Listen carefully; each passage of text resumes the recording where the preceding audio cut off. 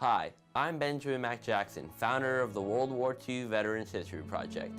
I started this project in the summer of 2015 with the goal of providing knowledge and inspiration to my generation so they can better appreciate and understand what these heroes went through. My mission is to preserve the memories of the greatest generation.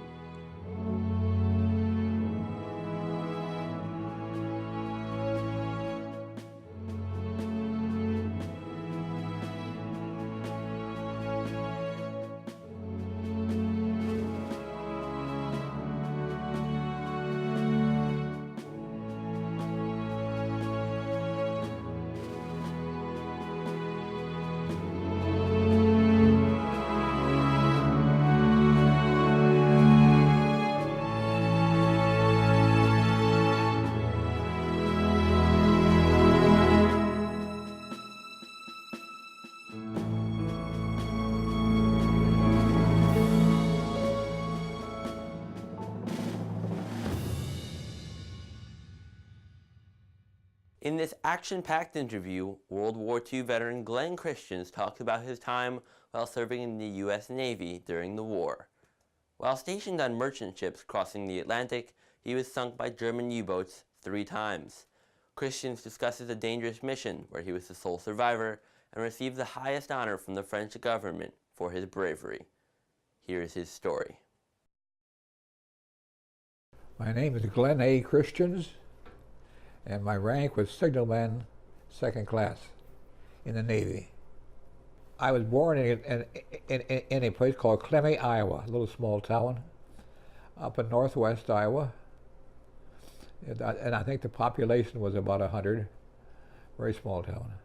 I graduated from high school in May of 1942, and I joined in June 42.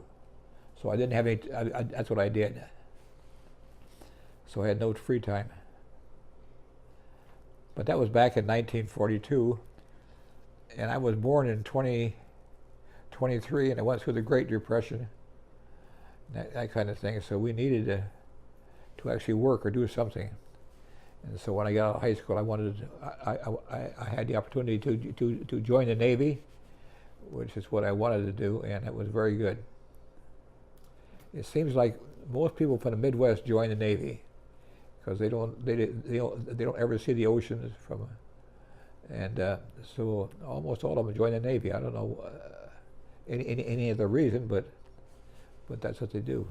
At the beginning of the war, the U.S. was building a lot of arms for the military, tanks, guns, airplanes, but they had no way of getting it to Europe, which is where the battle was.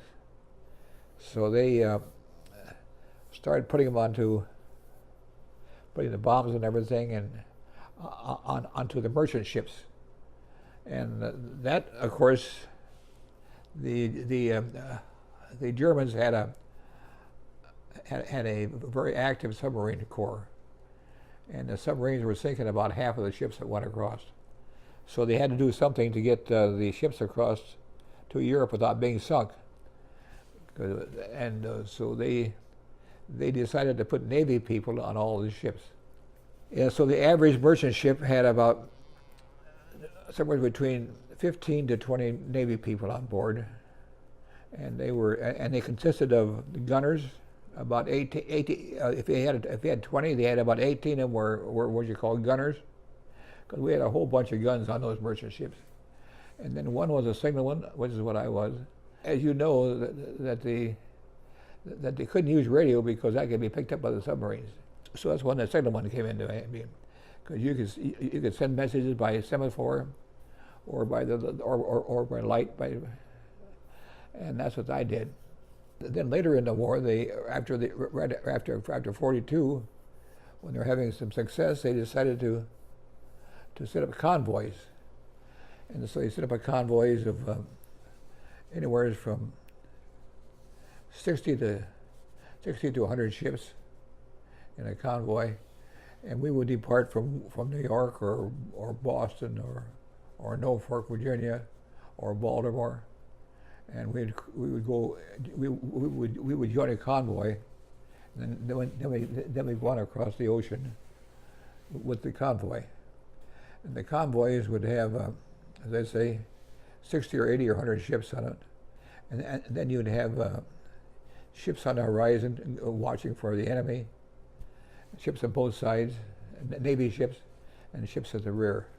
We were based at the Brooklyn Navy Yard, and what would happen is that it was a great big room. Oh, it was a great big room that could handle probably 400 or 500 people, and that's where you stayed. And then then they call your name to have you report to some desk, and then they assign you to a convoy. And that's what they did. So when you went out, you went out to cross, then you come back. You would be assigned. You would always go back to Brooklyn Navy Yard. We just had gotten back from a convoy run, and they gave us a leave of a week. So I went back home to Iowa. And when I came, and I had to be back in the Brooklyn Navy Yard Monday morning by 0800. Well, what happened is I left Iowa and got back to New York but I was a little bit earlier, so I thought, why should I go back to that base and check in right now? I can stay in New York overnight and just get a good night's sleep, then go in next morning. So I told them to make sure and call me at a certain time. Well, they never did. So I overslept, and I got dressed in a hurry and got to the base. I was 5 minutes late. And they had me peel potatoes for a week. I never will forget that. 5 minutes late. But anyway, it was, and ever since that day, I've never been late for anything. What it did was to teach you a lesson. That was what it did. A very good lesson. We one time had they put this officer on the ship with us, and he was from West Point or someplace. Anyway, he was strictly military rule, strictly military. Everything was military. We had to get up in the morning and go and do our warm-up exercises with him, and we never did that before. Anyway, he was just military. Here we are on 4 and off 6, so we'd have 4 hours on duty, then we'd be off 6 to sleep. And that was about it. Anyway, so one night he had made a lot of enemies among the crew and everybody else. And so one night when we were in a really rough, which happens in North Atlantic, it gets very, very rough. And next morning when it came to roll call, he wasn't there, and they couldn't find him. Apparently he had fallen overboard at night. We don't know how he was fallen overboard or pushed overboard or whatever happened. But that was it. But it solved our problem. But I never knew what happened to him.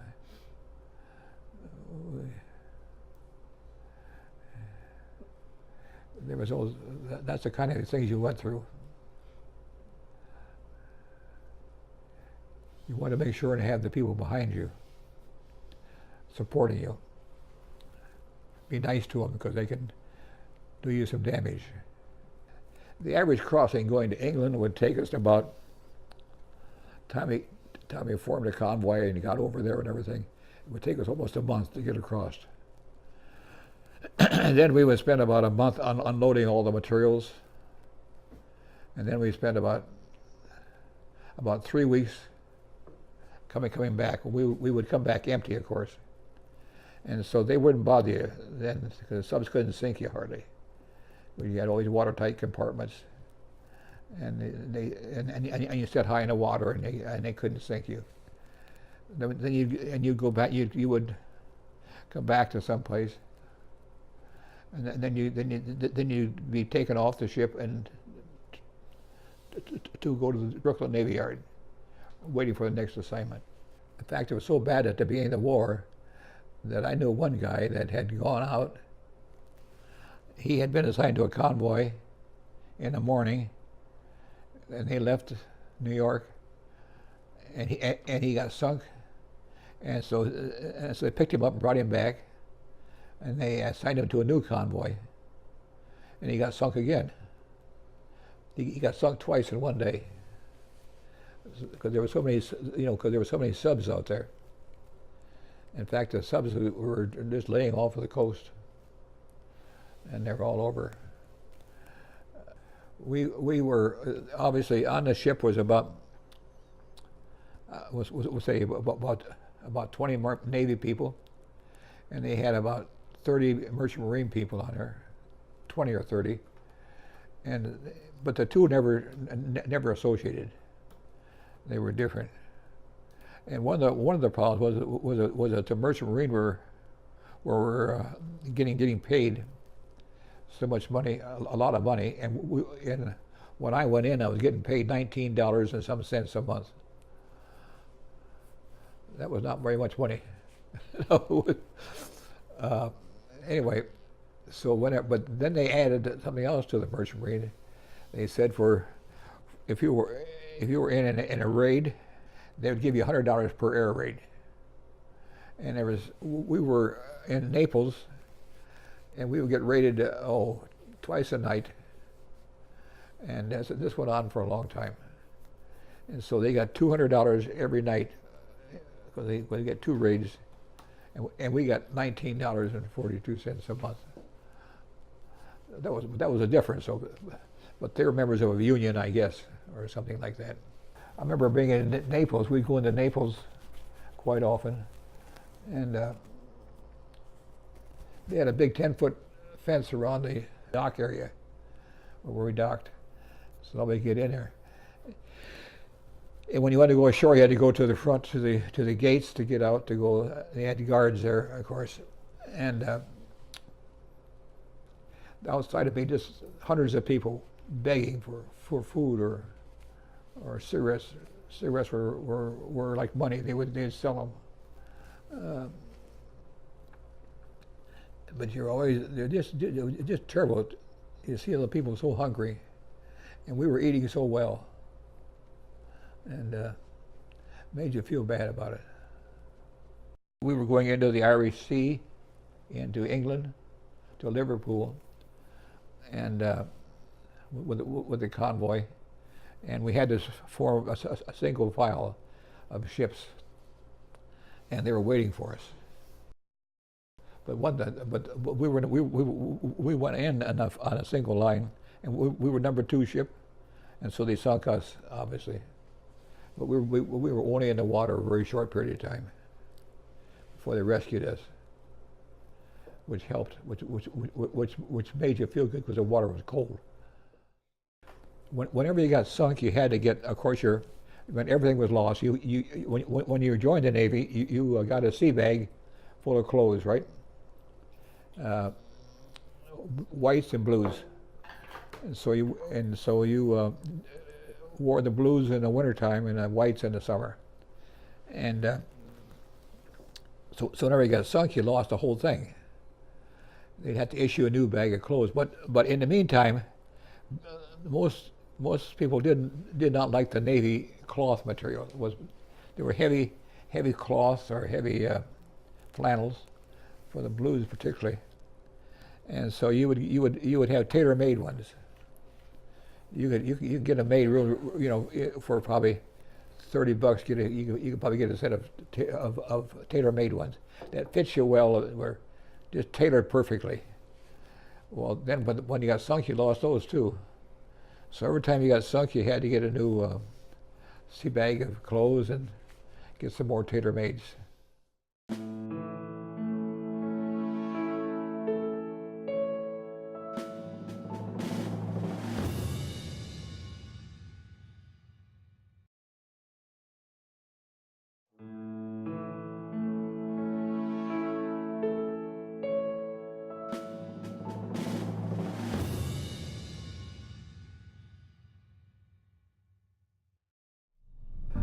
on your crossings, it was several hours of boredom and just a few minutes of panic.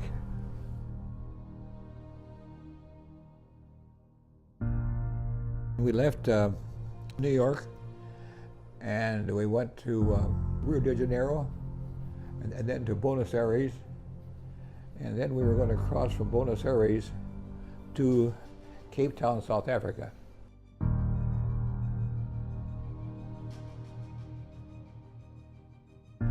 Well, we happened to get sunk one night about 11 o'clock, and we were about 400 miles off of Cape Town.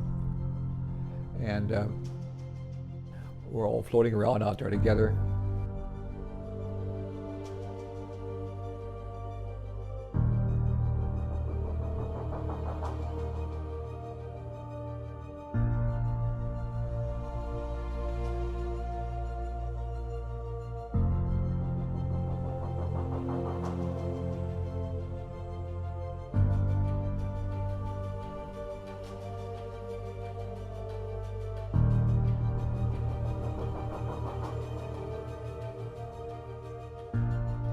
The next morning, the German sub surfaced near us, and they all ran on, got on the big guns. I thought, boy, we are dead. They're gonna kill us all. Captain came up on the conning tower and said, if there's anybody hurt, we will patch them up and send them back to you. And fortunately, there was nobody hurt. So then he said, do you have water? And we had water, some water, yeah. And then he said, well, all right, well, I wish you Godspeed and good luck to you. And that was it. That was in September '42 when he got sunk. And after that, Hitler found out that they were doing that, and he told them they had to kill all survivors instead of helping them. And so we were very lucky. We spent 5 days, and that doesn't seem very long, but it's a long time in a lifeboat, believe me. And the only thing we had to eat was just catching fish.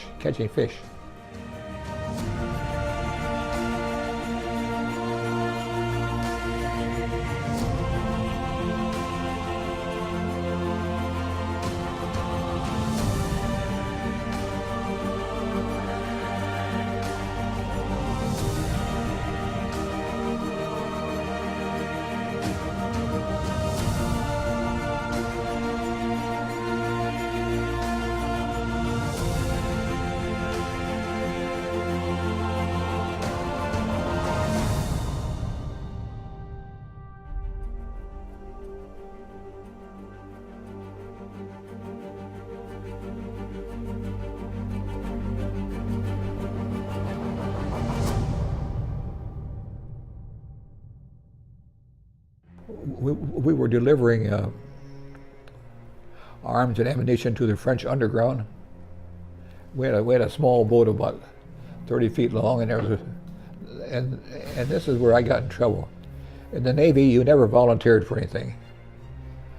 If you volunteered, you were going to get into problems. Well, I never volunteered until when I was in this one Navy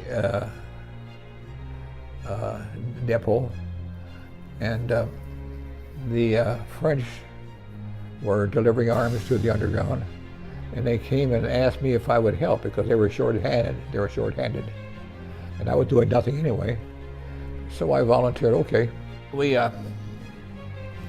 went out one night. We made about 2 or 3 drops to the French underground in different spots, and then we, on the 3rd drop, we hit a mine, and the mine, and that mine blew the whole boat up, and it killed the other 2 guys. So I was the only survivor on the boat. And I was lucky. I don't know how I survived. I have no idea to this day. This is a medal that was awarded to me by France for my service in France. And it is the highest medal given to anybody in France. This is designed by by Napoleon, and it's really very nice. But it is a very honorable medal to get. I think that's about it. Mr. Christians is 94 years old and currently resides in Mount Dora, Florida with his wife, Melissa. To learn more about the World War II Veterans History Project, please visit our website at www.veteranshistoryproject.com. We look forward to seeing you again for more exciting stories from the greatest generation.